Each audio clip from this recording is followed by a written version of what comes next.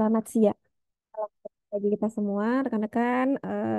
Terima kasih telah meluangkan waktunya hari ini ya untuk mengganti perkuliahan pekan lalu yang saya tidak bisa hadiri. Ya, jadi kita ganti hari ini dan minggu ini, insya Allah nanti di Jumat juga kita mudah-mudahan ya kalau nggak ada kendala kita ketemu lagi. Jadi minggu ini 2 kali pertemuan. Sebelum saya mulai materi, saya absen dulu ya. Seperti biasa. Oke, Andi Rahman Saleh, ada? Andi? Nggak ada. Yohanes Brain Sirait, nggak ada juga. Utami Nurwati, Hadir, Bu. oke. Balkis Syalah Munajah, Hadir, Bu. oke. Anisyah Fatin, Hadir, Bu. Syakila Mawar Cantika, Syakila, nggak ada. Ike Nurjana, Ike Nurjana, Hadir, Ibu. oke. Jenisa Amalia Putri, Hadir, Ibu. Nia Nastiti, Hadir, Ibu. Ida Ayu Suci Swandewi, Hadir, Bu. oke. Windy Febrianti, Hadir, Bu. iya. Tesalonika Kristina Cikitita, Hadir, Bu. Ihsan Adin Muzaki, Hadir, Bu. Husnul Khotimah, ada Husnul, tak ada. Berliandra Celia Hadir, Bu. Martanti, siapa nih? Hadir, Bu. Husnul. Husno hadir. Iya. Oke, Berliandra ada. Ada, Sel. Bu, hadir. Oke. Nadia Rizka Maharani. Hadir, Bu. Mutia Rahmah. Mutia Rahmah nggak ada. Salma Akilah. Hadir, Bu. Sama. Oke. Ruth Damayanti Simanjuntak. Hadir, Ibu. Nita Nurleili. Hadir, Bu. Syifa Maharani Danti Sukandi. Hadir, Ibu. Firly Aulia Zahra. Hadir, Bu. Nadia Nurfazira. Hadir, Bu. Cindy Aulia Silitonga. Hadir, Bu. Muhammad Chandra Aditya. Ada Chandra? Nggak ada. Luis Yuve Hadir, Bu. Metanoia. Muhammad Chandra. Oke. Luis Yuve Metanoia ada. Hadir, Ibu. Oke. Ranita Rosaria. Hadir, Bu. Anindya Salsabila Malikah. Hadir, Bu. Oke. Nara Yunita Lestari. Ada Nara? Tidak ada. Muhammad Ibu. Yuda. Yuk. Kenapa? Naranita ada, Ibu. Oh, ada. Oke. Muhammad Yuda Waningpati. Hadir, Bu. Bella Sabrina Oktaviani. Hadir, Bu. Oke. Hilmah Anada Fisilmi. Hadir, Bu. Rizkia Amira Alivia. Hadir, Ibu. Syaifullah Abror. Ada. Abrar ada. Abrar atau Abror? Tidak ada. Matilda Magdalena. Hadir, Ibu. Gina Ambarwulan. Hadir, Bu. Amanda Palupi. Hadir, Bu. Amil Yudin Lesmana. Ada Amin. Hadir, Bu. Oke. Nazarudin Ahsani. Hadir, Bu. Nadia Srinavani. Hadir, Bu. Oke. Ada yang baru join? Mohon maaf Ibu, saya Mutia Rahma hadir. Oke. Ada lagi yang baru join? Ibu Syakila hadir. Siapa? Syakila, Bu. Syakil. Cantik. Syakila Mawar ya? Betul, Bu. Oke. Ada lagi? Ada lagi? Nggak ada? Saya sebutkan ya. Yang belum confirm ada Andi Yohanes Abror. 3 ya. Ditunggu konfirmasinya sampai jam 13.15. Lebih dari itu dianggap tidak hadir ya.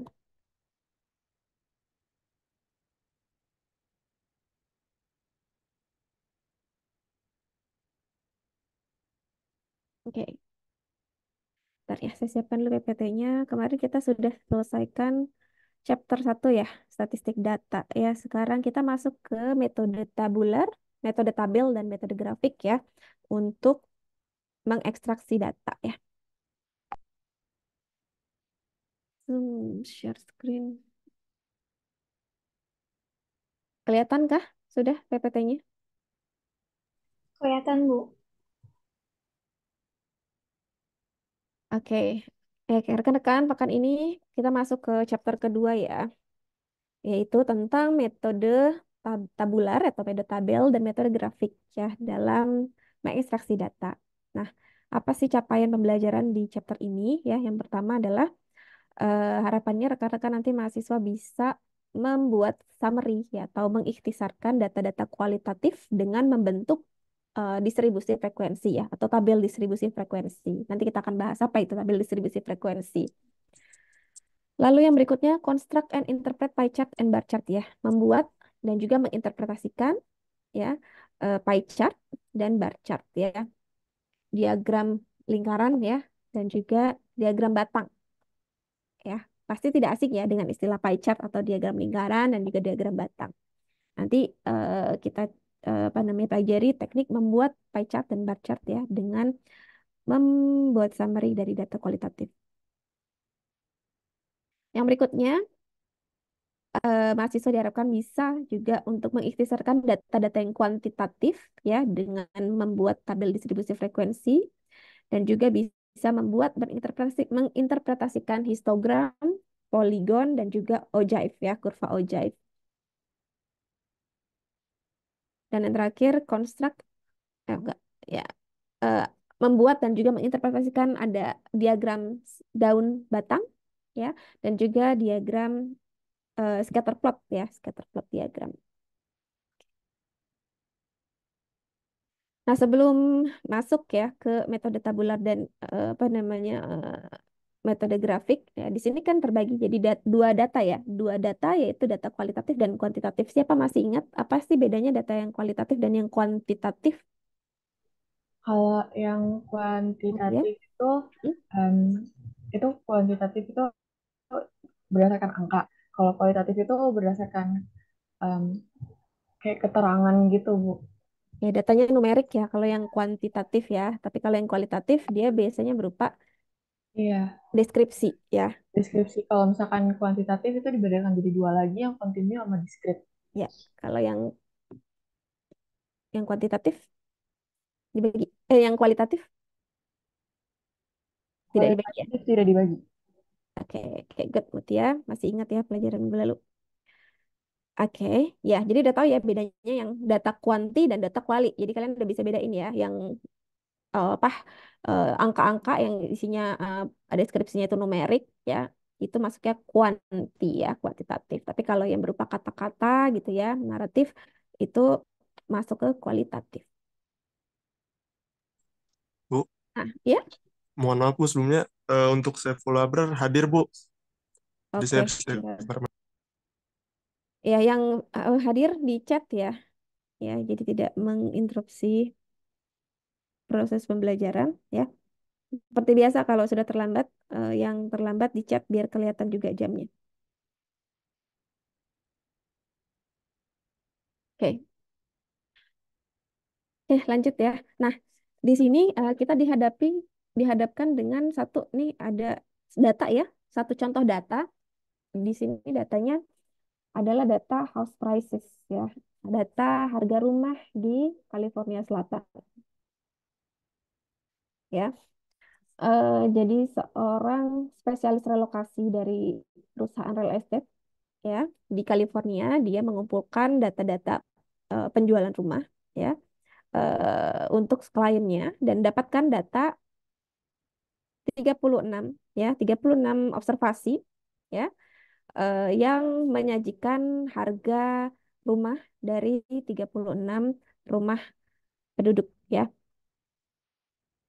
Nah, angka ini dalam ribuan dolar ya, dalam ribuan dolar. Jadi angka yang ini misalnya 430 itu 430.000 dolar ya maknanya ya. Dan juga misalnya nih 521 itu 521.000 dolar ya. Nah, datanya ini data kualitatif apa data kuanti kalau seperti ini? Kuanti, Bu. Kuanti ya, karena dia deskripsinya berupa numerical ya. Nah, oke. Nah, dengan mempelajari metode tabular dan metode grafik ya di chapter ini ya. Nah, kita bisa nanti mendapatkan informasi dari data-data tersebut ya. Yang pertama ya, kita bisa membuat ikhtisar atau membuat summary tentang range harga ya, tentang jangkauan dari harga rumah yang ada di California tersebut ya. Terus yang kedua ya, kita nanti bisa menemukan ya kemana nih kecenderungan harga rumahnya itu apa namanya berkelompoknya kemana gitu ya, maksudnya gitu ya. Jadi comment on where house prices tend to cluster. Nanti kita bisa menjawab pertanyaan ini ya. Kemana sih arah harga rumah ini cenderungannya tuh ke yang mahal atau ke yang murah gitu ya. Kita bisa melihat gambaran nanti datanya seperti apa. Terus yang ketiga ya, calculate percentage to compare house prices ya. Kita bisa menghitung persentase untuk membandingkan harga harga rumah tersebut ya. Jadi dengan sampel-sampel yang ada tadi ya, kita bisa nih nanti mendeskripsikan informasi-informasi yang diminta ya di slide ini. Oke, kita simpan dulu contoh yang tadi, itu adalah contoh data kuantitatif ya. Nah, kita masuk dulu ya ke summarizing kualitatif data ya, atau membuat ikhtisar data kualitatif. Nah, kalau tadi kan datanya data kuanti. Nah, di sini ada data juga nih. Di sini adalah data cuaca ya. Cuaca di Washington di bulan Februari tahun 2010. Datanya ini ya data harian ya. Jadi tanggal 1, 2, 3, 4 sampai dengan tanggal 28. Di mana ada data catatan cuaca di hari-hari tersebut ya. Kayak tanggal 1 rainy, tanggal 2 rainy, tanggal 3 rainy ya. Terus tanggal 9 nih cloudy, tanggal 21 sunny ya, dan berikutnya ya, dan seterusnya. Nah, kalau datanya bentuknya seperti ini, apakah bisa kita katakan data kuantitatif? Enggak, Tidak, Bu. Tidak ya, Kualitatif. ini adalah data kualitatif ya, datanya adalah kualitatif karena dia tidak berupa numerical ya. Nah, untuk mengikhtisarkan data kualitatif maupun data kuantitatif juga ya, kita bisa menggunakan bantuan tabel distribusi frekuensi. Ya, nah apa sih tabel distribusi frekuensi? Itu adalah tabel tambahan ya, tabel yang kita gunakan ya untuk mengelompokkan mengelompokkan baik data-data kualitatif maupun data kuantitatif ya menjadi beberapa kategori dan juga merekam seberapa banyak ya observasi yang ada di dalam kategori tersebut ya. Contoh, kalau misalnya kita lihat di sini di data cuaca, kita bisa membagi menjadi beberapa kategori ya dari hasil observasinya. Nah, kategorinya apa aja sih? Kita lihat jawabannya tuh ada yang rainy, terus ada yang cloudy, ada yang sunny ya. Hanya 3 itu, tidak ada yang lain. Iya nggak? Ya kan? Nah, terus berarti itu kita udah punya kategorinya. Ada yang rainy, cloudy, sama sunny. Nah, sekarang kita harus menghitung berapa hari yang rainy, berapa hari yang cloudy, dan berapa hari yang sunny. Ya, nah itulah proses untuk mengkategorikan observasi-observasi yang ada di data ini ya ke dalam kategori tersebut. Itu yang disebut dengan eh, tabel distribusi frekuensi. Oke, lihat ya. Nah ini. Nah, ini disebut tabel distribusi frekuensi. Ya, jadi kita membagi cuacanya menjadi 3, cloudy, rainy, dan sunny, dan kita hitung berapa frekuensinya untuk masing-masing kategori. Ya, misalnya cloudy. Kalau kita lihat dari data di sini, ada berapa hari sih yang mengalami cloudy? Cuma satu ya, di tanggal 9.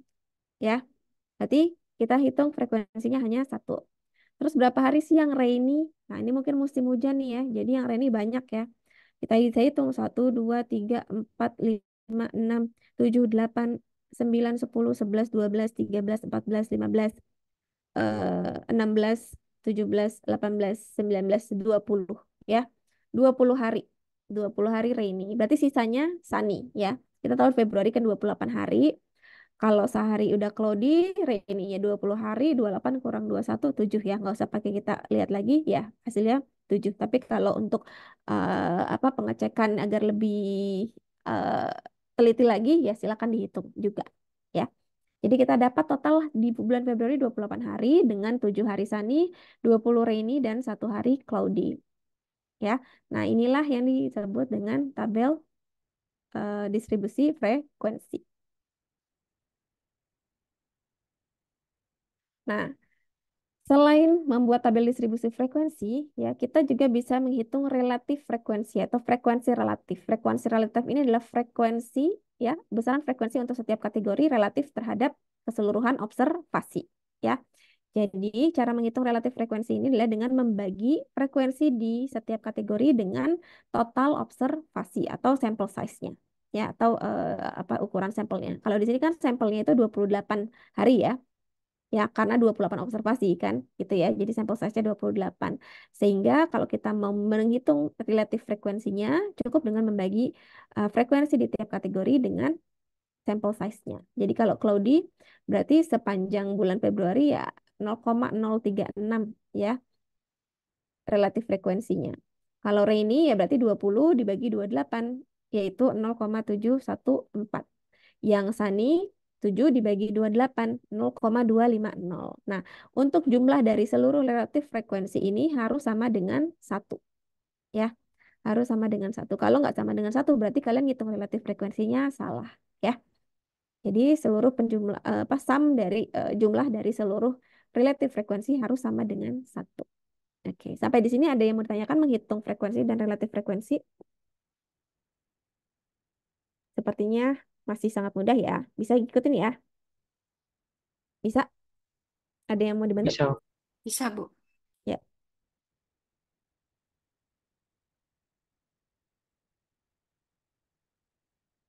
Oke, lanjut. Nah,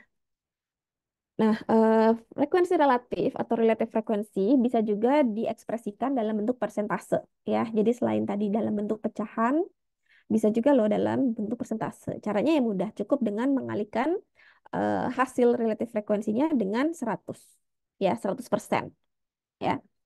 Contoh tadi cloudy kan 1/28 atau 0,036 ya. Kita bisa ekspresikan dalam bentuk persen dikalikan saja dengan 100%. Jadi 3,6%. Begitu juga yang rainy 0,714 berarti 71,4%. Dan juga sunny 0,25 berarti sama dengan 25%. Nah, kalau dalam bentuk percentage jika dijumlahkan seluruhnya maka totalnya akan menjadi 100%. Ya. Jadi ingat-ingat kalau relative frekuensi kalau di sum itu harus 1 ya. Jumlahnya 1. Kalau persentase ya jumlahnya 100%. Ya, kalian harus konsisten nanti kalau membuat tabel frekuensi maunya dalam bentuk yang apa apa desimal atau mau yang bentuk persentase ya. Oke. Nah, lihat di situ ditekankan lagi note that the total of the proportion must add to 1 and the total of the percentage must add to 100% ya. Total dari proporsi harus 1 dan total dari persentase harus 100%.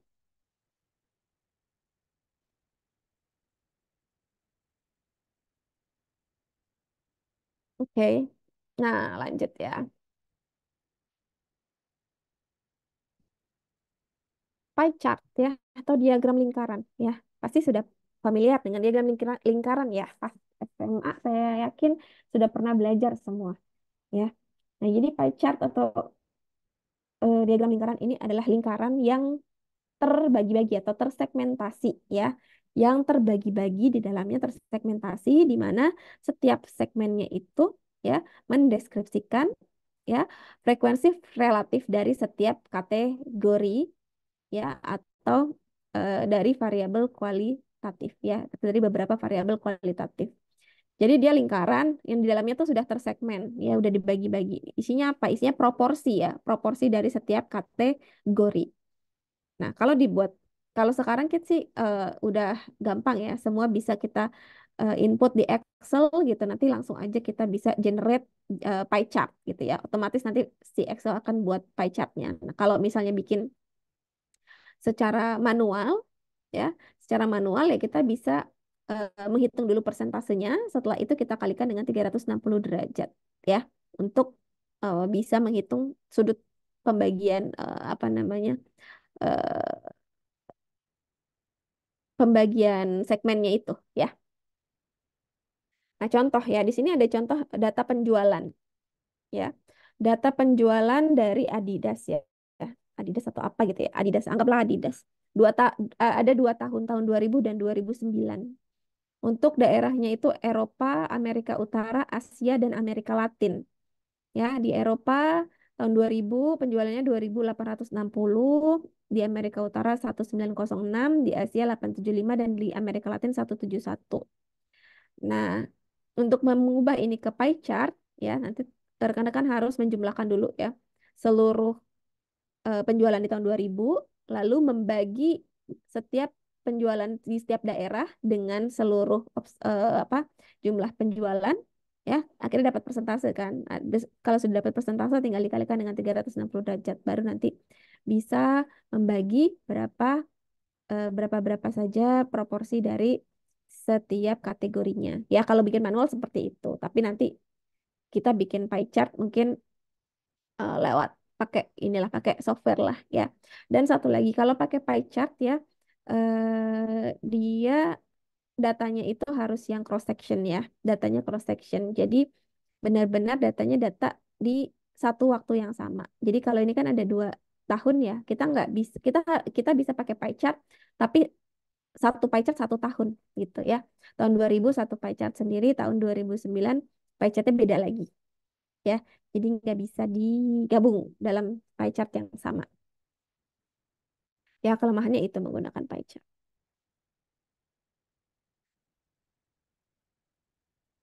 Oke, nah selanjutnya bar chart ya atau diagram batang. Kalau diagram batang ini lebih ini informatif ya, bisa memberikan informasi komparasi atau perbandingan antar tahun. Kayak data yang tadi tuh di bar chart kita bisa gambarkan untuk kedua tahun tersebut ya. Kalau di pie chart kan tadi 1 tahun satu pie chart. Kalau di bar chart bisa langsung satu bar chart untuk 2 tahun. Nah, bar chart ini atau diagram batang dia menggambarkan frekuensi ya atau frekuensi relatif untuk setiap kategori dari data kualitatif sebagai batang ya, sebagai batang yang menjulang secara vertikal ya di sumbu horizontal. Dari sumbu horizontal. Nah, contoh data yang tadi tuh yang tahun 2000 sama 2009 penjualan Adidas ya. Dengan bar chart kita bisa menggambarkan kedua tahun tersebut ya, tahun 2000 dan tahun 2009. Jadi kita bisa bandingkan.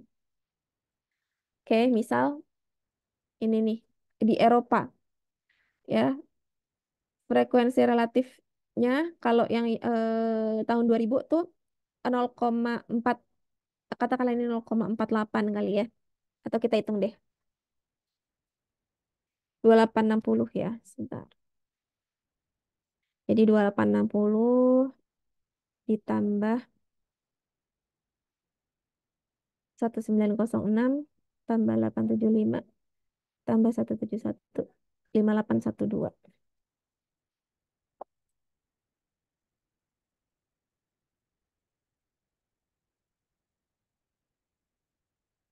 Oke, yang tahun 2009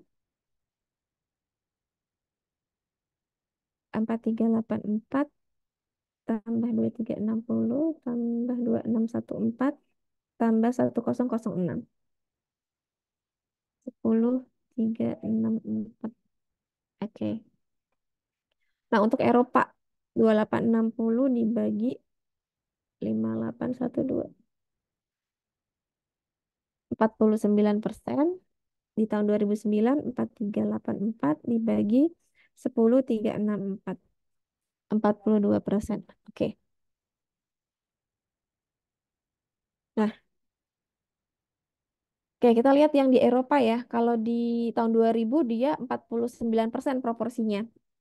Proporsi penjualannya itu 49% dari total penjualan. Sementara kalau di tahun 2009 42%. Ya, kita lihat di sini kan memang lebih rendah ya. Jadi tahun 2009 proporsi penjualan di Eropa itu walaupun nominalnya lebih tinggi tapi proporsinya untuk seluruh penjualan dia lebih rendah. Ya, begitu juga di North Amerika ya. Di Asia dan Latin Amerika berbeda. Di Asia itu tahun 2009 ada kenaikan penjualan ketimbang tahun 2000 dan di Amerika Latin juga ada kenaikan penjualan dibandingkan tahun 2000 ya.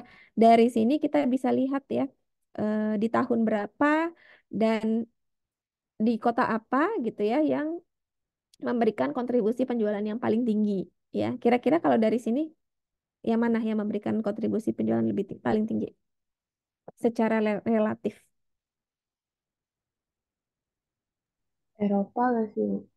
Ya, kenapa Eropa? Siapa tadi jawab? Karena dia lebih tinggi dari semuanya secara keseluruhan. Oke, ya dari secara keseluruhan kelihatan dari bar chartnya ini paling tinggi ya, baik tahun 2009 maupun 2000 gitu ya. Terus dari tahun kalau kita bandingkan tahun 2009-nya aja, ya tahun 2000 memberikan kontribusi yang lebih baik daripada di tahun 2009 gitu ya. Sebanyak informasi yang bisa kita ambil dari apa bar chart ini. Terus penjualan yang paling sedikit siapa? Latin Dari Amerika kota apa? Latin Amerika tahun tahun 2000. tahun 2000 ya, kontribusi penjualan yang paling sedikit di Latin Amerika tahun 2000 ya, ketimbang 2009. Oke, ya. Jadi banyak informasi yang bisa kita ambil hanya dari melihat si bar chart ini aja gitu ya. Ketimbang kita punya data mentahnya tadi kita nggak bisa tidak bisa langsung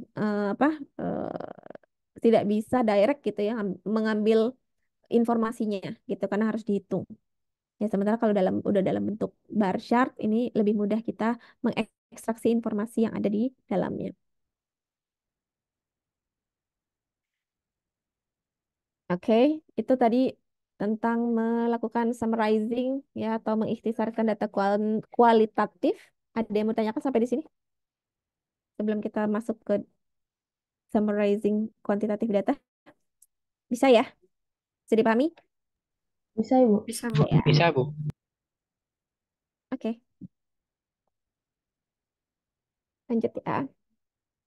Nah, lanjut ya. Data kuantitatif ya. Sekarang kita masuk ke data kuantitatif. Di data kuantitatif ini ya sama. Sebenarnya toolsnya bisa juga pakai tabel distribusi frekuensi. Cuma kalau tadi di data kualitatif itu langsung per kategori, kategorinya tergantung dari jawaban dari si datanya gitu ya. Nah, kalau di data yang kuantitatif kita harus cek dulu ya. Datanya itu bentuknya skala apa ya.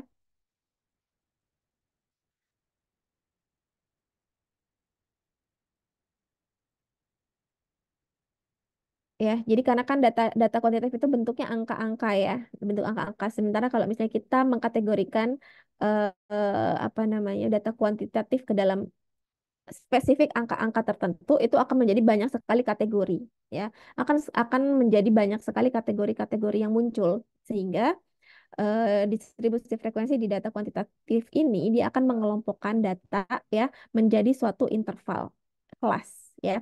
Jadi ada kelas-kelas interval. Nah, nanti dalam interval kelas tersebut akan di apa namanya akan dihitung ya di setiap interval kelas tersebut itu ada berapa yang observasinya berada di kelas tersebut. Sebentar ya.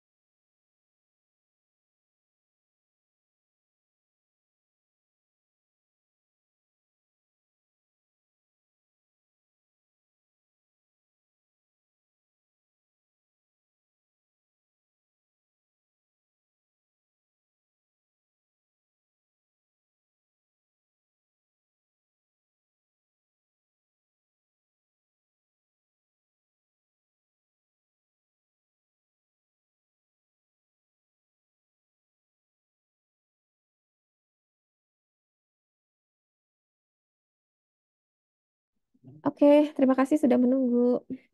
Lanjut ya. Ya, jadi tabel kalau misalnya tabel distribusi frekuensi untuk data yang kuantitatif, dia nanti kategorinya berupa data interval-interval kelas ya. Nah, di sini ada guidelines when constructing frequency distribution ya. Ada pedomannya ya. Jadi dalam menentukan kelas-kelas intervalnya ya, kelasnya itu satu harus mutually eksklusif. Maksudnya apa? Mutually eksklusif. Jadi tidak ada ya satu kategori yang apa beririsan ya.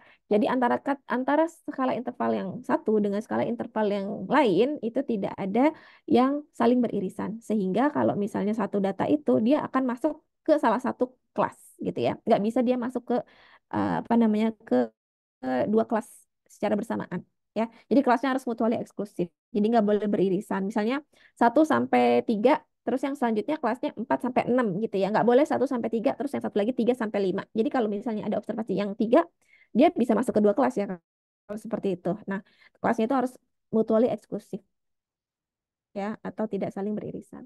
Yang kedua, classes are exhaustive. Maksudnya exhaustive di sini adalah mencakup seluruh observasi yang ada ya, mencakup seluruh observasi yang ada di dalam datanya. Ya, kelasnya harus exhaustive. Nah, berikutnya, the number of classes usually range from 5 to 20 ya. Nah, jumlah-jumlah kelas intervalnya itu biasanya antara 5 sampai dengan 20 ya. Jadi antara 5 sampai dengan 20 kategori kelas. Nah, untuk menghitung lebar kelas ya. Jadi berapa lebar sih intervalnya ya? Kita bisa menggunakan rumus ini ya untuk memperkirakan lebar kelasnya. Jadi nanti kita menghitung largest value ya, nilai yang paling besar dikurang dengan smallest value atau nilai yang paling kecil lalu dibagi dengan banyaknya kelas yang mau kita buat ya untuk menentukan berapa berapa sih lebar dari setiap kelas interval yang mau kita buat. Oke. Oke, contoh ya. Raw data from the introductory case ya. Jadi kita punya tadi data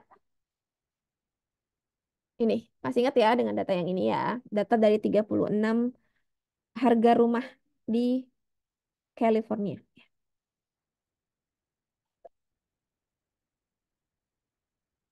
Ya, nah di sini ya untuk menentukan interval kelas kita bisa lihat dulu dari jumlah yang terkecil sampai jumlah yang terbesar ya. Dari setiap observasinya ini kita identifikasi mana sih yang terkecil datanya berapa dan yang terbesar berapa. Coba kita lihat ya. Kira-kira yang paling kecil berapa? 333 ini ada 350, 330. 330. Nah, ada lagi yang lebih kecil nggak dari ini? Nggak ada ya? Nggak ada. Oke, yang terkecil 330. Yang terbesar bisa kita lihat 735. 735. 700 ini ya, 735. Oke, kita punya data yang paling kecil 330, yang paling besar 735. Nah, untuk memudahkan klasifikasi, kita bisa bulatkan ya untuk klasifikasinya dari kelas yang terkecil itu dari 300-an, 300 gitu ya. Dan kelas yang tertinggi itu 735 kan lebih besar dari 700 ya. Kita masuk ke yang pembulatan ke atas 800 ya. Jadi kita bisa bikin kategori apa namanya kelasnya yang bisa yang exhaustive yang mencakup seluruh observasi ini berarti yang minimal 300 maksimal 800 gitu ya karena seluruh angka yang ada di sini berada di range itu iya nggak ya antara 300 sampai 800 ini pembulatan ini hanya untuk memudahkan aja ya bisa dipahami sampai di sini Bisa. oke nah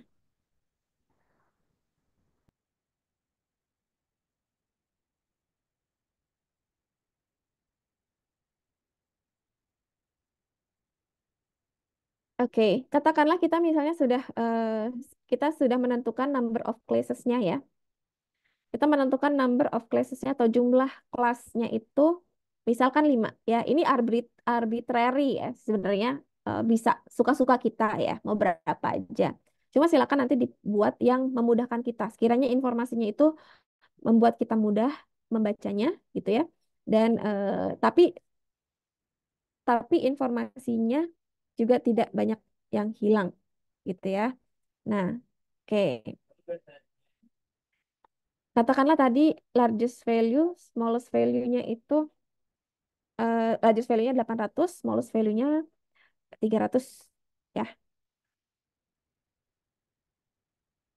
Oke, terus kelas yang kita pilih misalnya 5 ya, berarti 800 kurang 300 dibagi 5 ya, berarti 500 bagi 5, 100. berarti lebar setiap kelasnya adalah 100. Jadi ketika kita bikin kelas ya, berarti 300 sampai dengan 400 gitu ya. 300 sampai dengan 400 kan range-nya 100 ya. 300 ke 400 itu 100. Terus kelas berikutnya jangan lupa pakai tadi prinsipnya mutually eksklusif. Jadi 400-nya jangan muncul lagi, tapi angka setelahnya ya, 401 sampai dengan 500, terus 501 sampai dengan 600, dan 601 sampai 700, dan 701 sampai dengan 800. Ya. Jadi kita punya 5 kelas ya, kelas interval. Nah, udah kalau sudah diklasifikasi begitu ya, sudah diklasifikasikan seperti itu, kita hitung satu persatu ya, yang berapa observasi yang ada dalam kelas pertama, kelas kedua, kelas ketiga, 4 dan 5 ya.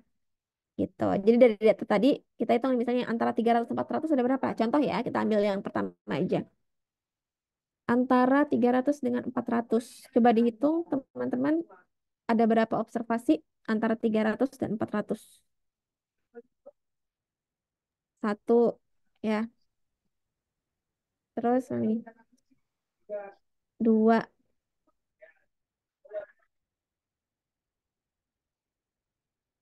tiga, mana lagi? Empat. Empat ya. Ya. Satu, dua, tiga, empat ya. Gitu ya, paham ya? Satu, dua, tiga, empat. Jadi ada empat observasi yang ada di kelas 300 sampai dengan 400. Gitu. Terus yang 401 ke 500 dihitung lagi ya, satu persatu tadi. Ini ada 11 contohnya. Terus yang 501 sampai dengan 600 ada 14. 601 sampai dengan 700 ada 5. Dan 701 sampai dengan 800 ada 2. Totalnya harus sama dengan banyaknya observasi. Ya, sama dengan 36. Kalau nggak sama berarti salah ketika input di tabel frekuensi.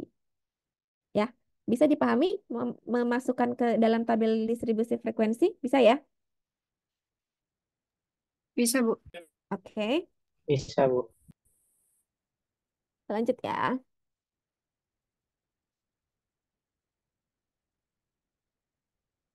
Nah, oke. Nah, ini ada typo sedikit ya, teman-teman ya. Jangan bingung, jangan jangan bingung, jangan apa namanya, jangan buyar konsentrasi gara-gara salah typo. Jadi di kelasnya ini kalau tertulisnya seperti ini nih, ini tidak tidak sesuai dengan kaidah yang benar ya. Jadi kelasnya menjadi tidak mutually eksklusif karena redundant ya. 400 bisa di sini, bisa di sini ya. 500 juga di sini ya. Harusnya yang sama, harusnya tabelnya sama seperti ini ya. Oke. Eh, Nah, sekarang dari hasil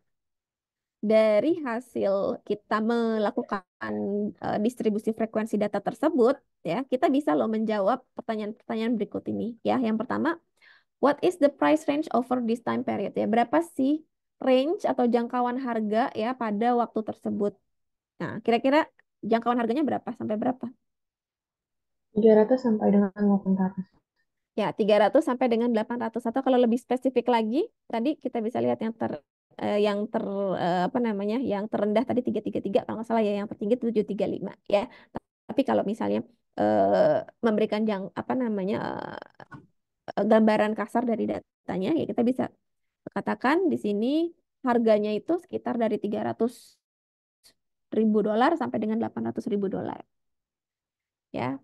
Nah, terus pertanyaan kedua ya, kita bisa menjawab how many of the houses sold in the 500,000 until 600 up to $600,000 range. Berapa yang terjual dengan harga 500.000 sampai dengan $600.000? 501.000 ya maksudnya. 501.000 sehingga $600.000. 14. Berapa? 14 ya. Nah, dengan menggunakan tabel ini kita bisa jawab ya. Jadi ada 14 rumah yang terjual dengan harga antara 500.000 sampai dengan $600.000.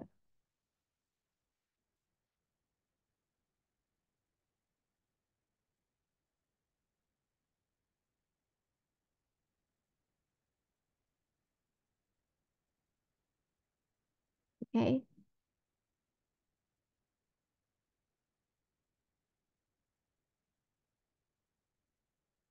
Ya, lanjut ya. Nah, sekarang di data kuantitatif ya.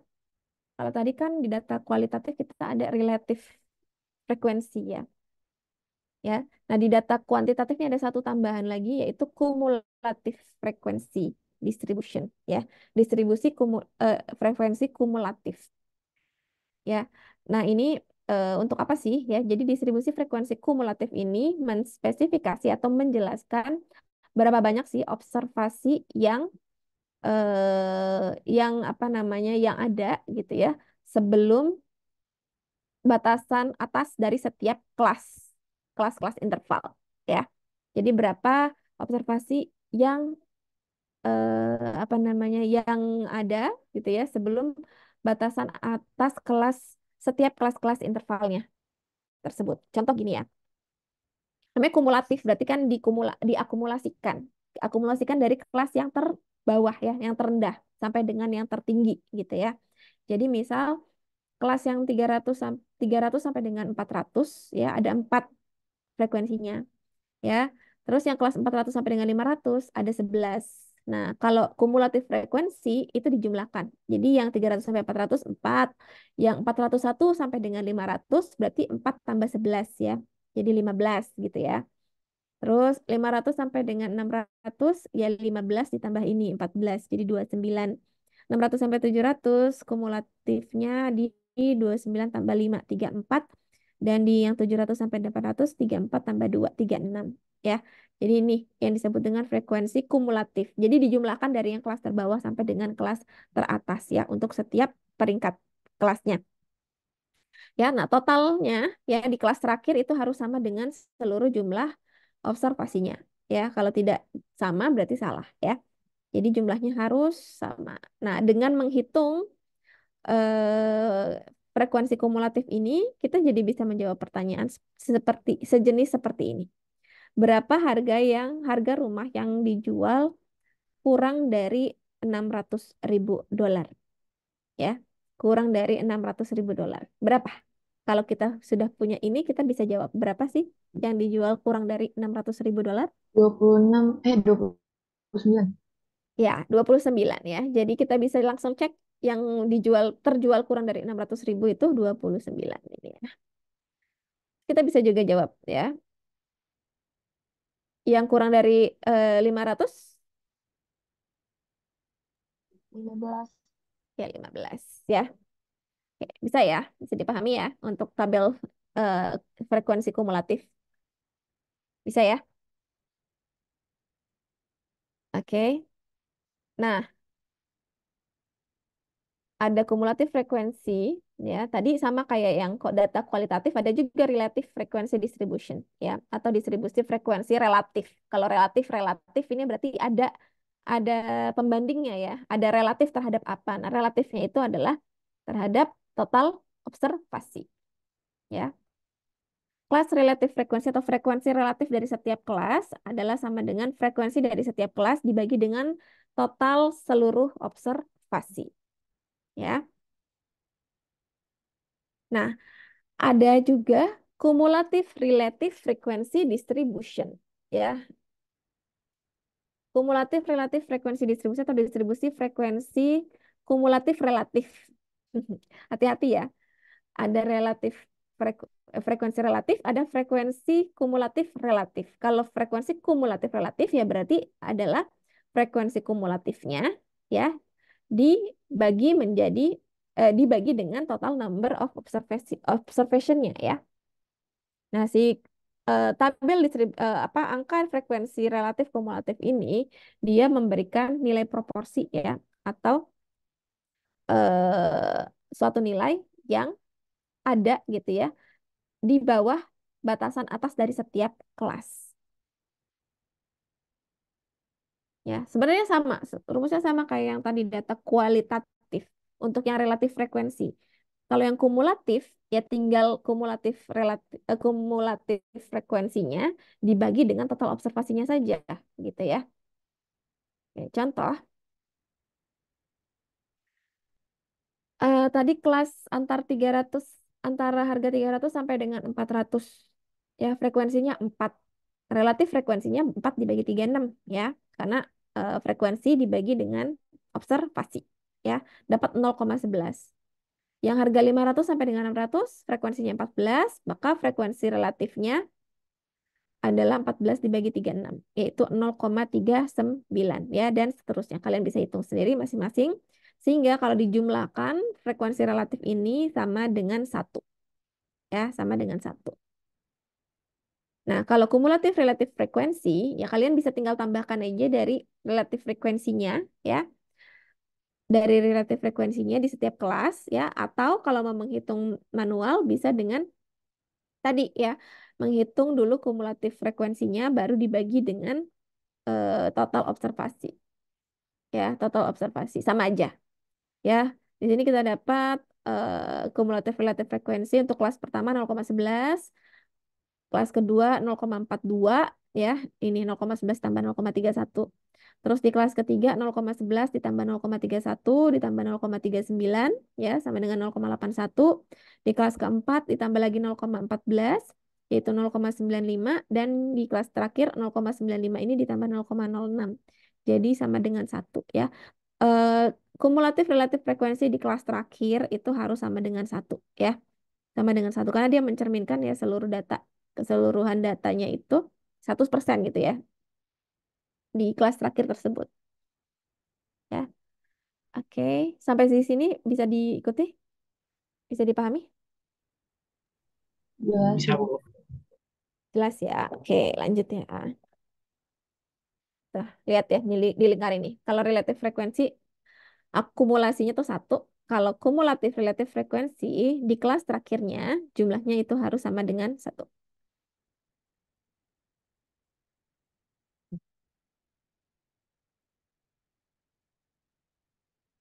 Nah, oke. Use the data on the previous slide to answer the following 2 questions ya. Gunakan data yang dari slide sebelumnya untuk menjawab beberapa pertanyaan berikut ya. Yang pertama ya, jadi dari tadi tabel data frekuensi relatif dan juga kumulatif relatif, kita bisa menjawab beberapa pertanyaan ini. Yang pertama, berapa persen dari rumah yang ada ya terjual pada setidaknya 500.000, tapi nggak lebih besar dari 600.000. Oke, kita bisa jawab nggak? Berapa sih yang terjual? Yang paling nggak tuh harganya 500.000 tapi nggak lebih dari 600.000. Berapa persen? 81%. Berapa? 81%. Pertanyaannya lihat dulu. 36%. At least 500.000, but not more than 14. 600.000. Berapa? At least 500.000. Berarti kan seenggaknya harganya 500.000. 39. Berarti 39%. Oke, 39%. Dari mana? Dari yang mana? 39% dari yang mana? Yang 14. Yang 14. Oke, yang kelas ketiga ini ya. Ya, Oke. Iya, Ini yang relatif apa yang kumulatif? yang relatif. yang relatif. Yang relatif ya. 0,39 diekspresikan dalam persen jadi 39%. Ya, lihat. Oke, betul ya. Pertanyaan kedua. What percent of the houses sold for less than 600,000? Ya, berapa persen sih rumahnya terjual kurang dari 600.000? Yang kurang dari 600.000 berapa yang terjual? Berapa persen? 81%. Kenapa yang itu? Pakai kumulatif. Iya. Ya, karena pertanyaannya tadi Pakai yang kurang dari kumulatif. 600 berarti semuanya dijumlahkan ya. Yang kelas Iya. pertama, kelas kedua, dan kelas 3 itu dijumlahkan. Jadi 81%. Oke, good.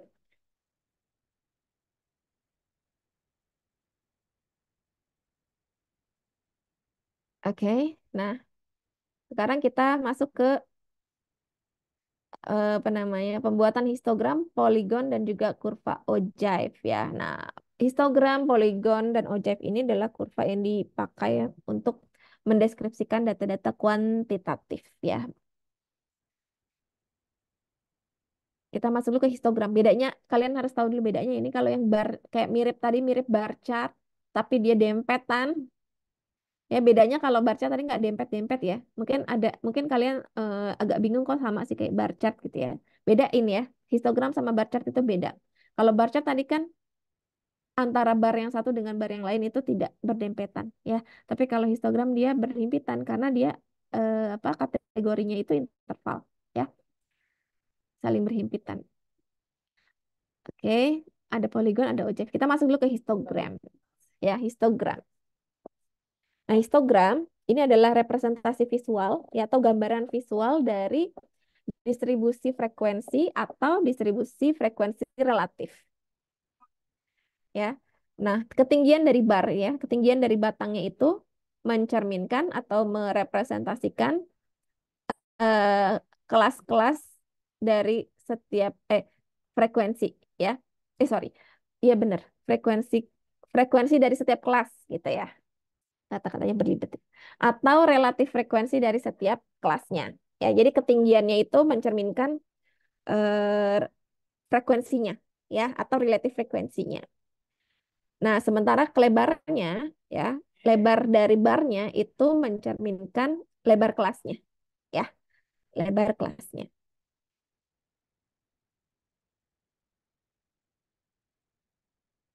Oke, ini ini dia ya contoh frekuensi dan juga relatif frekuensi ya histogram frekuensi untuk frekuensi dan juga frekuensi relatif untuk data harga rumah tadi yang sudah kita bahas ya. Kalian lihat di sini ya. Setiap kelasnya itu diwakili oleh setiap bar ya. Jadi 300 sampai dengan 400. 401 ini 401 sampai dengan 500 ya. Ini teman-teman tolong jangan jangan apa namanya? Jangan terkecoh ya. Ini salah di PPT dari sananya ya. Jadi ini harusnya 401 karena dia nggak boleh overlap ya. 400-nya nggak boleh di dua kelas. Jadi 400 401 ini 501, ini 601, ini 701 ya. Begitu juga yang ini. Ya, jadi kita lihat barnya ada 5 mengindikasikan bahwa kategorinya memang ada 5 ya. Di masing-masing interval kelasnya ada 300 sampai dengan 400, 401 sampai dengan 500, 501 sampai dengan 600, 601 sampai dengan 700, dan 701 sampai dengan 800. Ya, begitu juga yang kanan. Bedanya yang kiri sama yang kanan apa sih? Yang kiri itu frekuensi relatif. Kalau frekuensi relatif berarti seluruh jumlah frekuensinya dibagi dengan total observasi, sehingga jumlahnya adalah berupa angka desimal. Ya, sementara yang kanan ini data mentahnya ya, yaitu data mentahnya berarti eh, sumbu Y-nya ini adalah frekuensinya ya. Nah, sebenarnya frekuensi relatif dan juga distribusi frekuensi itu kalau digambarkan ya dia akan bentuknya akan sama ya, akan identik karena kan apa namanya merepresentasikan proporsi, hanya saja skala dari sumbu Y-nya ini aja yang beda ya. Kalau yang di frekuensi ini sesuai dengan angka observasinya, kalau di relatif frekuensi dia sudah dibagi relatif terhadap total observasinya. Ya, tapi dia akan sama bentuknya.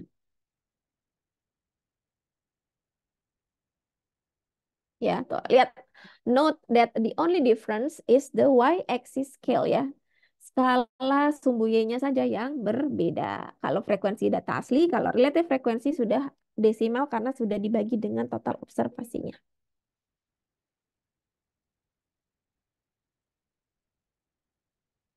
Oke. Nah, shape of distribution ya. Distribusi dari data itu ada beberapa jenis ya, ya. Biasanya itu bentuknya simetris atau menceng atau skewed ya disebutnya. Skewed, symmetric or skewed.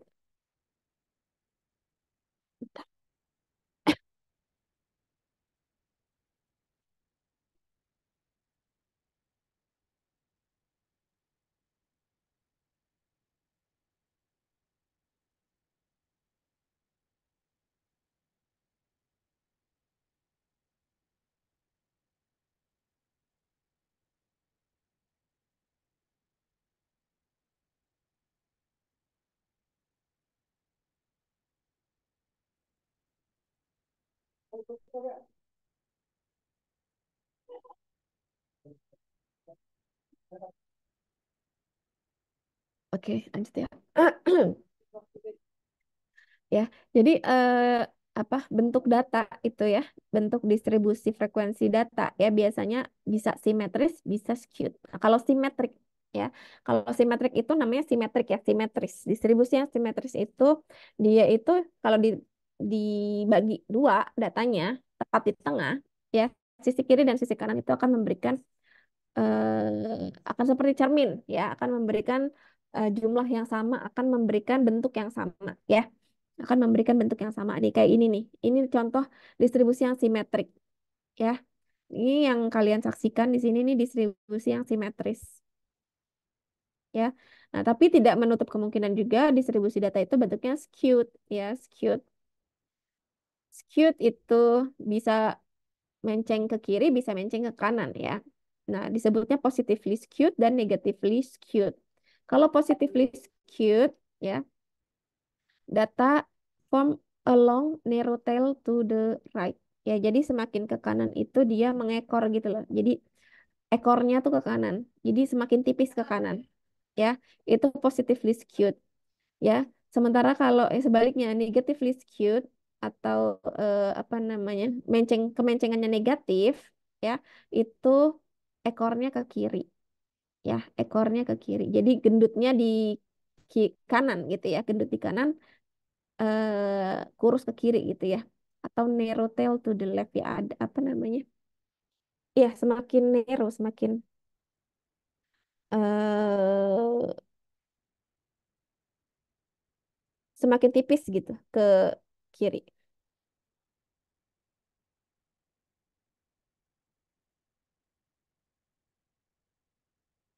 Ya, bisa dibayangkan, bisa dipahami ya. Jadi kalau positively skewed, gendutnya di kiri, ekornya ke kanan. Kalau yang negatively skewed, gendutnya ke kanan, ya ekornya tuh di kiri. Jadi tipisnya tuh di kiri, ya. Ini yang atas ini positively skewed, yang bawah negatively skewed.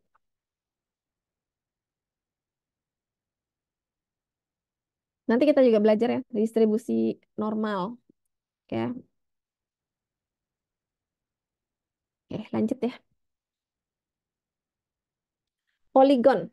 Ya, tadi udah histogram, sekarang kita ke poligon. Kalau poligon ini sama ya, sama. Dia memvisualisasikan juga distribusi frekuensi dan distribusi frekuensi relatif. Cuma nggak pakai apa diagram batang kayak histogram ya, tapi dia hanya menggunakan titik-titik ya, titik-titik ya. Nah, nah langkah pertama untuk membuat poligon ya, kita membuat plot ya, plot the class midpoints on x-axis and associated frequency or relative frequency on y-axis. Jadi kita bikin dulu titik tengah di sumbu X dan sumbu Y ya, sumbu Y-nya. Habis itu neighboring points are connected with a straight line ya. Jadi titik-titik yang bertetangga ya atau yang bersebelahan itu nanti dihubungkan dengan garis lurus. Gimana sih caranya gitu ya? Belum bayang ya kalau teori ya. Nah, ini. Ini poligon ya, membuat poligon untuk data apa house price tadi ya. Jadi dari setiap kelas itu ditentukan dulu midpointnya ya, midpointnya. Misal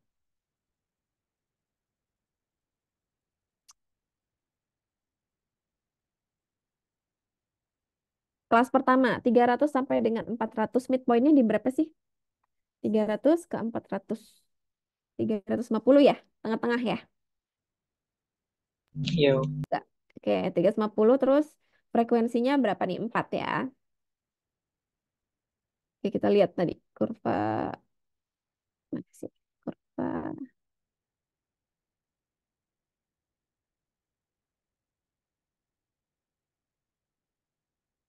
sini ya. 350 tuh titiknya tuh di sini kan. Nih 350. Terus tadi eh frekuensinya 4. 4 per berapa tadi? 4 per 36. 4 per 36 itu berapa?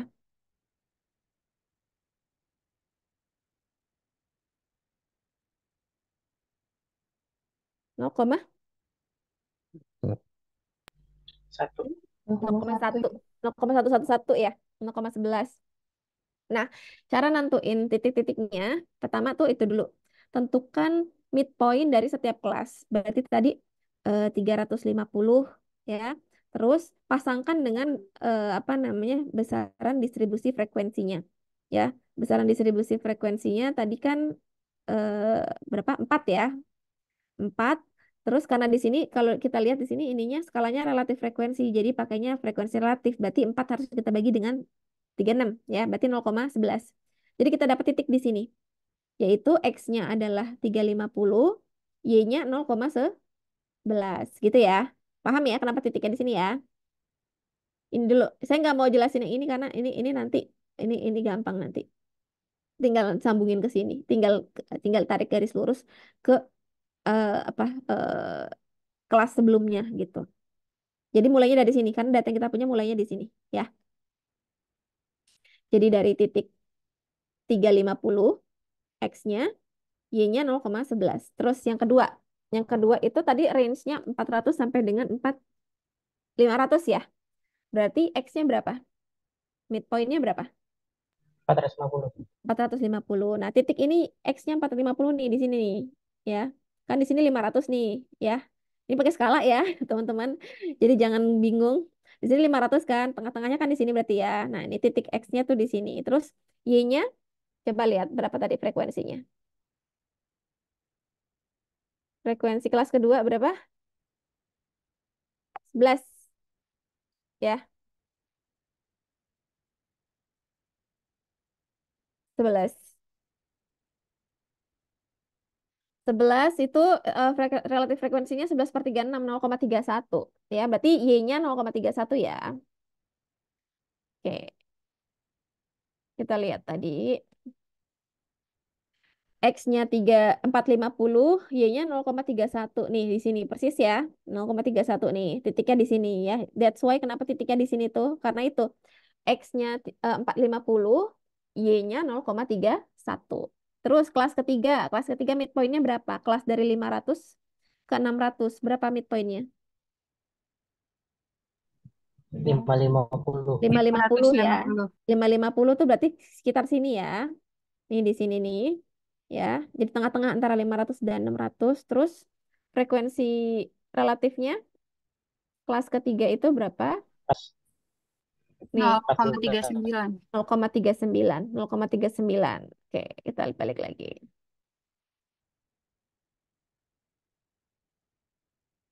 0,39. Ini di sini ya. Titiknya ya kan? Ini mendekati 0,4 ya, tapi ini kan nggak sampai 0,4. Jadi 0,39 ya di sini. Maka dapat titik di sini. Nah, titik-titik yang bertetangga atau bersebelah nih digabungkan, dihubungkan dengan garis lurus, seret, seret gitu ya. Nah, ini nolnya kenapa di sini? Kenapa di sini titiknya? Ya karena kelas sebelumnya midpoint-nya kan di sini 350, berarti kan sebelumnya 250 ya. Kurang lebih di sini ya. Kita mulai dari sini, startnya dari sini ya. Begitu juga nanti kelas yang terakhir. Kelas yang terakhir kita lihat kelas kelas berikutnya kalau misalkan ada gitu ya midpointnya berapa, yaitu kan nggak ada frekuensinya ya kan nol berarti ya. Jadi dijatuhkan di situ, ditaruh di sini titiknya gitu. Bingung nggak? Mas bisa diikutin nggak sampai sini? Membuat poligon. Bisa, Bu. bisa, Bisa Bu. ya? Bisa. Oke, bisa ya. Oke, good. Oke, itu poligon ya. Nanti kalian bikin latihan tuh, bikin histogram, poligon, buat tabel frekuensi relatif, frekuensi kumulatif, dan lain-lain. Nanti ada latihannya ya setelah materi hari ini. Oke, nah kalau poligon ini kita gunakan untuk memberikan representasi visual dari distribusi frekuensi dan distribusi frekuensi relatif, ada kurva ogive. Kalau kurva ogive bedakan ya poligon dan ogive. Kalau ogive dia memberikan representasi visual dari distribusi frekuensi relatif kumulatif dan juga distribusi frekuensi kumulatif. Ya, yang kumulatif-kumulatif lah ya, itu pakainya ogive. Ya. ojive. Jadi kalau ojive ini nanti kurvanya selesainya nggak di bawah, nggak di titik nol, tapi dia di titik yang tertinggi. Ya. Nah, kurva ojive ini ya memplot ya atau meletakkan ya eh, frekuensi kumulatif atau frekuensi kumulatif relatif dari setiap kelas ya above the upper limit of the corresponding class ya. Di atas setiap batasan atas dari setiap kelas yang terkorespondensi gitu ya atau kelas yang terkait. Nah, lalu sama seperti tadi poligon, titik-titik yang bersebelahan di dalam ojive itu nanti dihubungkan dengan garis lurus. Oke. Nah, ini dia bentuk kurva ojive ya untuk data house price yang tadi sudah kita bahas. Ya, bentuknya gini ya, beda sama poligon. Kalau poligon tadi kan habis naik turun ke bawah gitu ya. Nah, kalau ojive dia sampai atas karena dia kumulatif ya. It's- Oke, kita lihat ya. Kenapa bisa gambarnya seperti ini? Ya, oke. Nah, kalau kalau misalnya tadi poligon itu kita eh, sumbu X-nya itu dilihat dari midpoints, ya, midpoints dari setiap kelas interval. Kalau ojive tidak ya. Jadi kalau di kurva ojive ini kita mulainya dari kelas terendah di apa di kategori yang ada. Kayak tadi kategori yang paling rendah berapa sih? 300 ya? 300 ke 400 gitu kan? 300, 400, terus 400 ke 401 ke 500, 501 ke 600, 601 ke 700, and so on ya. Nah, X-nya sesuai dengan apa namanya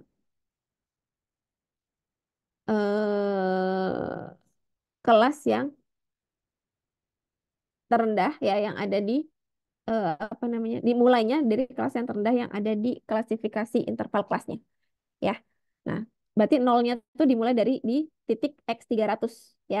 Nah, dari 300 ke 400, nah berapa tuh akumulasinya? Berapa tadi? Harus bolak-balik ya, lihat slide ya. Nah, nih, kelas pertama 11%. Ya, 11 ya. 0,11. Maka ya, sumbu sumbu Y untuk apa kelas pertama ya ada di sini nih ya 0,11. Ini kan 0,2 ya. Kalau 0,11 kan 0,1 kan berarti separohnya di sini ya. Ada naikkan dikit ya. Jadi titik ini. Nah, sumbu X-nya, sumbu X dari apa namanya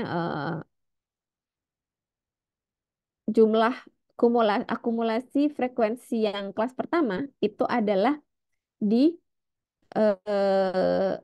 batas atas ya, batas atas setiap interval ya.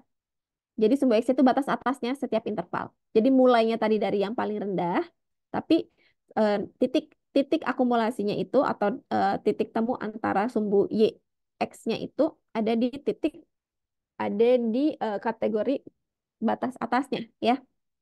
Batas atasnya kayak 300 sampai dengan 400 gitu kan. 400 kan batas atasnya. Jadi X-nya 400, Y-nya 0,11 ada di sini titiknya. Oke.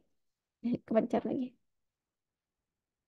Terus yang kedua, batas batas atas berikutnya kan 500 ya. Batas atas berikutnya 500. Nah, frekuensinya berapa? Frekuensi kumulatifnya kita lihat di tabel. Frekuensi kumulatifnya itu 42 ya. Yang ini ya, kumulatif ya, 42% atau 42. Kita lihat. Benar nggak 42? Ya, nih 42 ya. Benar ya nih. Kan 0,4 naik dikit ya, 0,42 ya. 42. Terus titik berikutnya, berarti titik berikutnya di kelas berikutnya, kelas paling tinggi dari 500 ke 600 ya. 600 ya. 600. Kalau 600 tadi berapa? Kita lihat langsung tiga aja deh. 600 nih, 600 tuh 81%, 795 ya, 801 ya. 8195 sama 1.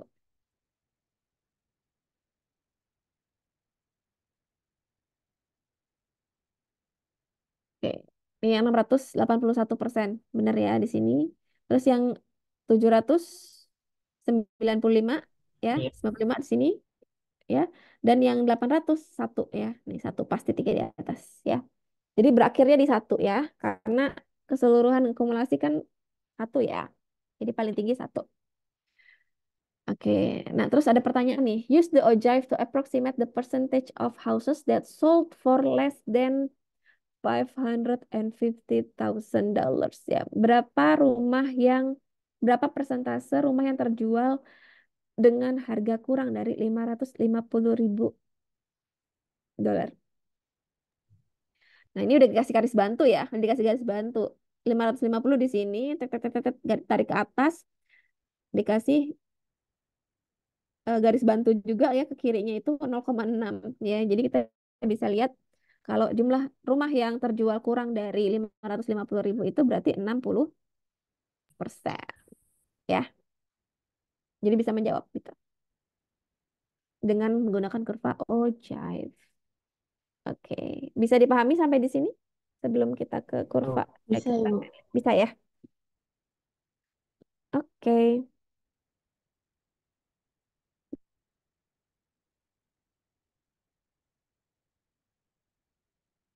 ini bentar ya.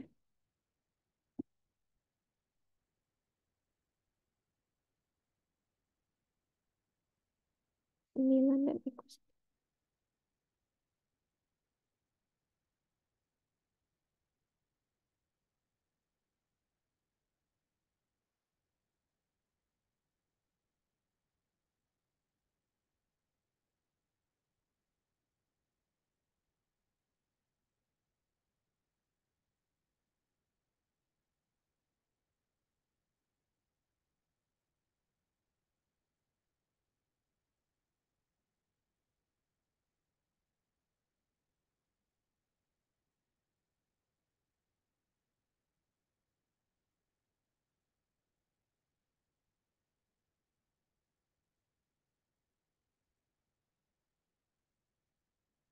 Oke, bentar.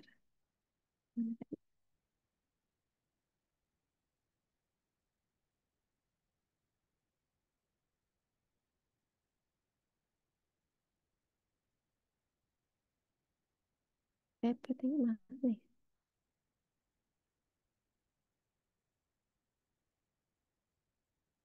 Share.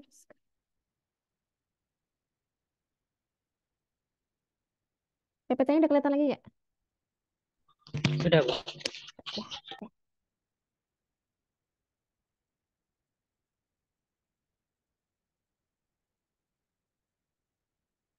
Oke, lanjut ya. Kita ke stem and leaf diagrams ya.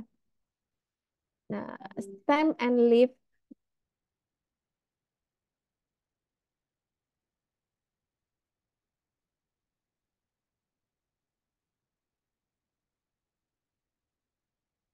bentar ya.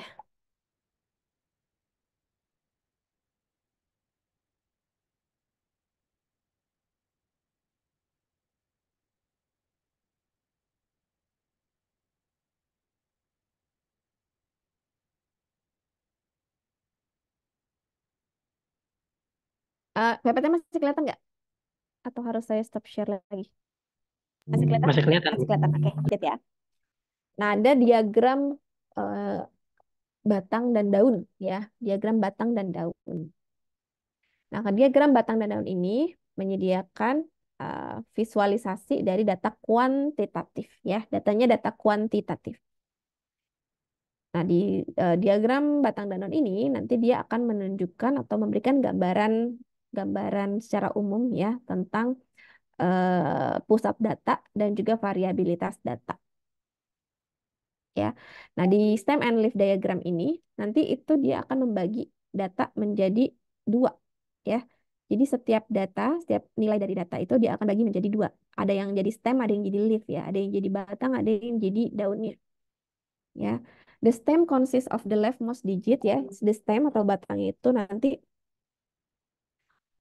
terdiri dari digit yang paling kiri, which is yang paling besar, sementara leaf-nya atau daunnya itu merupakan eh, apa namanya angka yang paling kanan ya, atau yang paling kecil ya, angka yang terakhir gitu ya.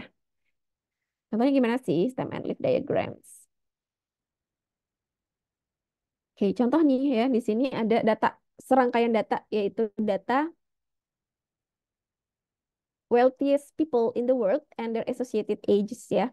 Jadi orang-orang terkaya di dunia dan juga usianya ya. Jadi yang kiri itu nama orangnya, yang kanan adalah usianya ya. Ada Carlos Slim Hellu, William Gates, Warren Buffett, Mukesh Ambani dan lain-lain. Begitu juga dengan data usianya masing-masing di sebelah kanannya. Ya.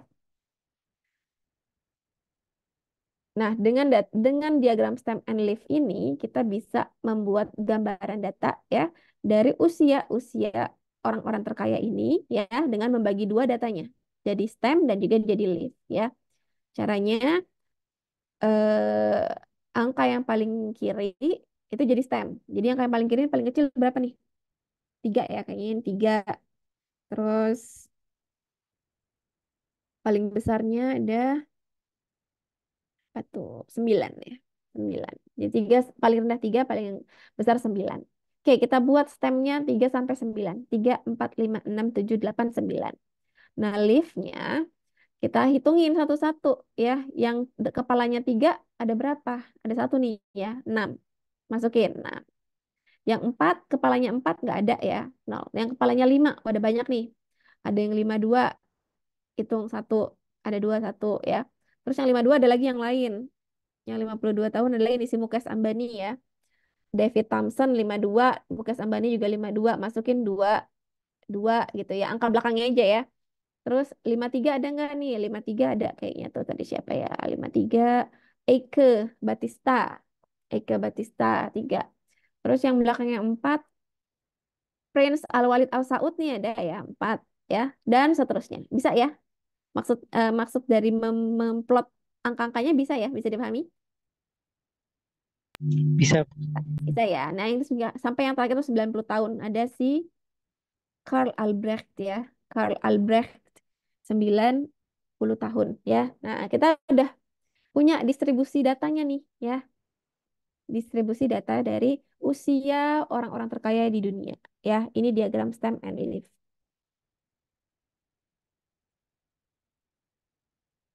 ya.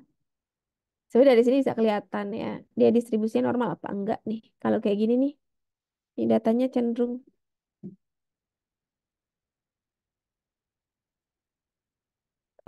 ke kiri ya, positively. Ini datanya menceng ya, menceng menceng ekornya tuh ke kanan. Kalau ekornya ke kanan tadi negatif apa positif? Positif. Positively skewed ya, positively skewed. Jadi nih sebenarnya kalau kita balik gitu ya bentuknya gitu ya, itu bisa kasih gambaran seperti histogram.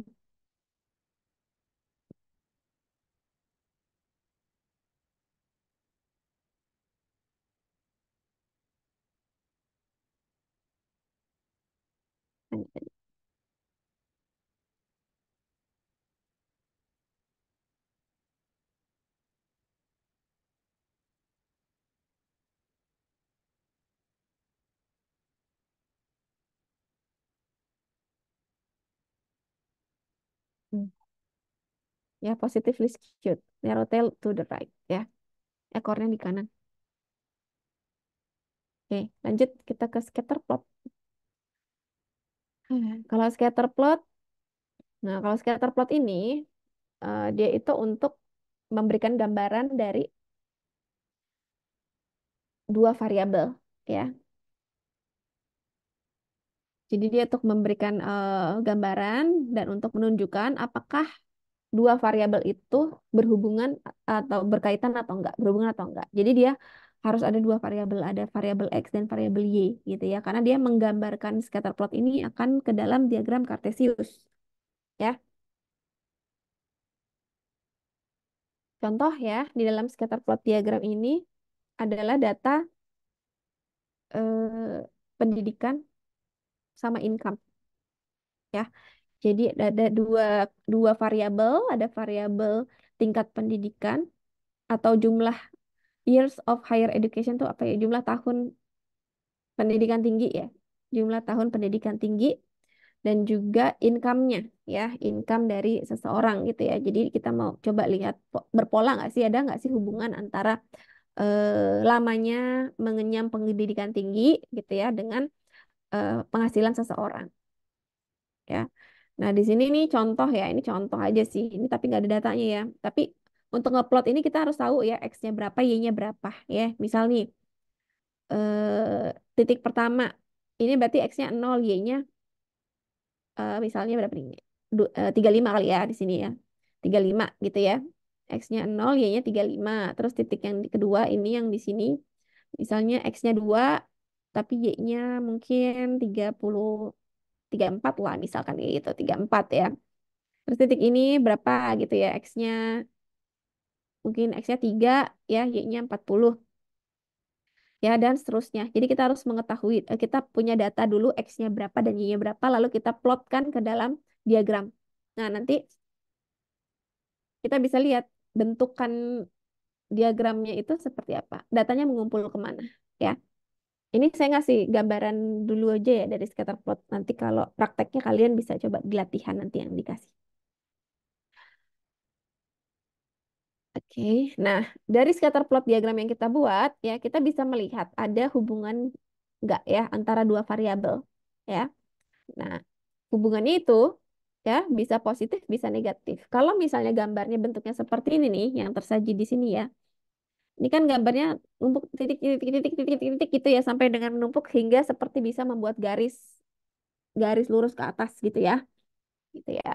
Nah kalau misalnya bentuknya seperti ini menggambarkan hubungan yang positif antara sumbu X dan juga sumbu Y. Kenapa? Karena ya semakin tinggi sumbu X ternyata Y-nya juga makin naik gitu ya. Jadi ini hubungannya positif. Jadi kalau X-nya naik, Y-nya juga ikut meningkat ya. Maka kalau bentuknya seperti ini mencerminkan hubungan yang positif ya.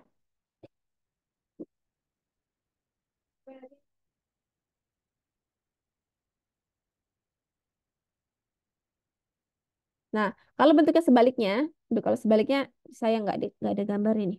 Kalau sebaliknya tuh arahnya berlawanan ya. Jadi gini bentuknya. It's jadi dari sini ke sini gitu. Kayak garis gitu ya. Bisa kebayang nggak teman-teman? Jadi semakin besar X-nya, Y-nya makin kecil gitu ya. Nah, itu mencerminkan hubungan yang negatif ya. Kalau ini kan gini. Kursor saya kelihatan nggak teman-teman? Halo? Kelihatan, Bu. Kelihatan ya. Nah, kan Silakan kalau Bu, positif kan garisnya begini. Nah, kalau negatif tuh bentuknya begini nanti ya. Kelihatan ya kursornya ya? kelihatan. Ya, gitu. Atau gimana sih annotate? Nih, gini lah ya, kelihatan ya? Tuh gitu. Nanti bentuknya tuh gitu. Ya titik-titik kalau scatter plot kan ya titik-titik gitu ya. Tapi kurang lebih nanti membentuk seperti seolah-olah membentuk garis seperti itu ya. Nah, kalau kayak gini bentuknya itu hubungannya negatif. Jadi kalau X-nya naik, Y-nya turun gitu ya. Itu hubungannya nih.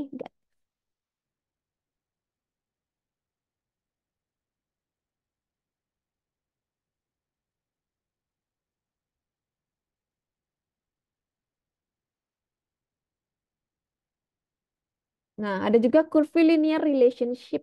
Ya, hubungannya curvilinear. Jadi berbentuk kurva linear, curve linear. Jika X-nya naik, Y-nya juga ikut naik at an increasing or decreasing rate. Apa maksudnya? Sebentar ya, saya cerna dulu nih.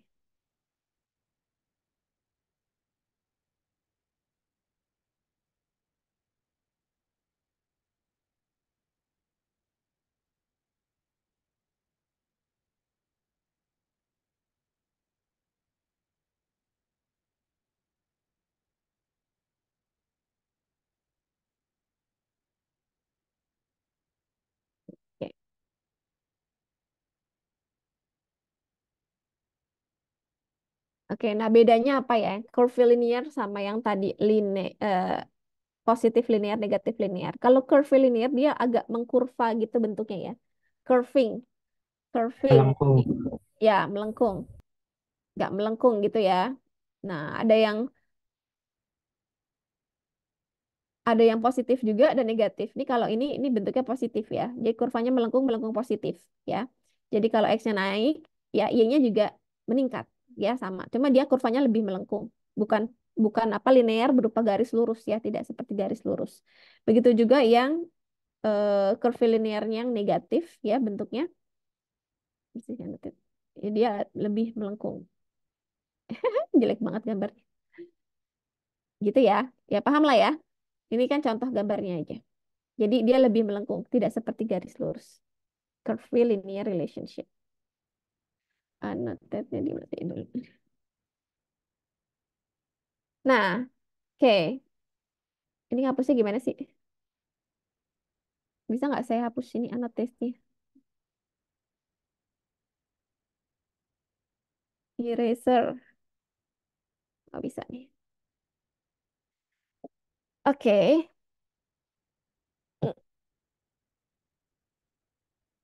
Nah, ada juga yang no relationship ya. Jadi bisa aja X sama Y-nya itu randomly scattered with no discernible pattern. Jadi nggak ada pola yang bisa dilihat dari si hubungan X sama Y itu. Jadi di scatter plotnya itu random. Nggak, dia tidak membentuk garis lurus, tidak membentuk kurva positif maupun kurva negatif gitu ya. Tapi random aja gitu ya. Kayak ini nih. Ini kan random nih ya. Nah, ini kalau kayak gini, dia tidak menunjukkan adanya kaitan ya antara sumbu X sama sumbu Y gitu ya. Tidak ada, tidak bisa, bisa dibilang ya tidak tercermin lah gitu ya dari scatter plot adanya hubungan antara X dan Y.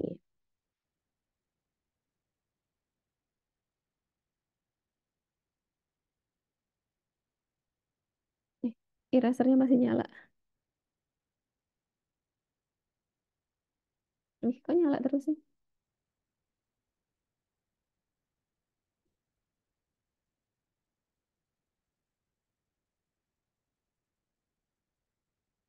Oke, nah some Excel comment. Nah, nih ada beberapa perintah yang kalian bisa kalian coba nanti untuk bikin pie chart, bar chart, histogram, sama scatter plot pakai Excel. Nanti ya paling mungkin nanti akan ada latihan bikin analisis data ya buat ini ya project based learning. Tapi nanti deh kalian nanti hari ini saya tugasnya kasih latihan dulu aja gitu ya. Nanti project based learningnya diakumulasi ya sama bab-bab yang lain. Jadi nanti sekalian satu analisis gitu ya.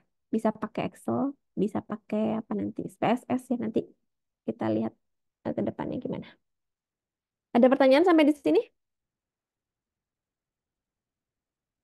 Selamat siang Bu, tadi kehujanan 13.32 udah nggak bisa di absen ya Yohanes Saya mau tanya Bu, Saifullah Abrar. Ya, Eh, tadi saya sempat keluar sebenarnya, jadi kayak ya.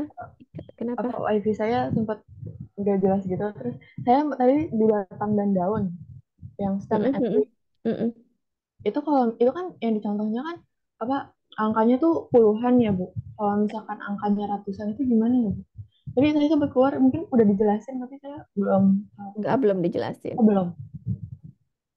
Kalau angkanya ratusan itu gimana ya Bu? Kalau angkanya ratusan sama Atau prinsipnya, ribuan? angka-angka yang paling besarnya, yang paling apa namanya eh kiri, ya kan yang paling kiri leftmost digit itu jadi stemnya, yang leafnya jadi yang angka yang paling belakang jadi leafnya gitu.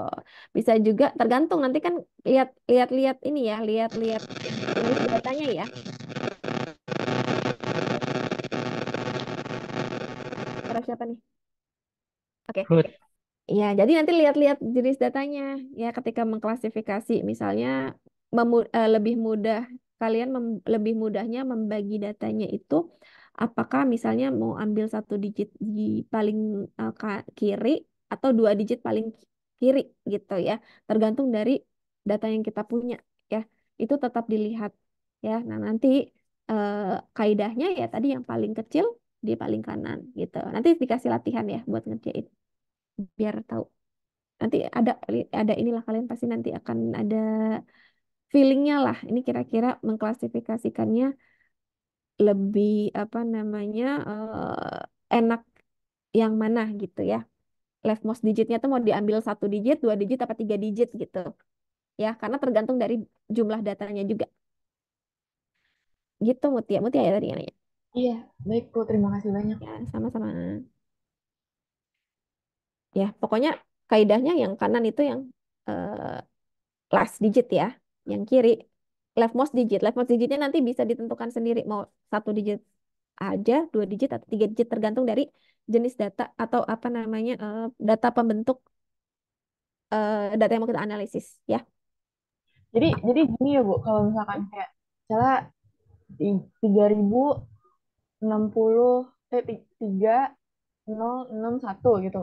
Terus berarti Mm-mm. batangnya itu 30, daunnya 61, atau bisa batangnya 3 terus daunnya 601.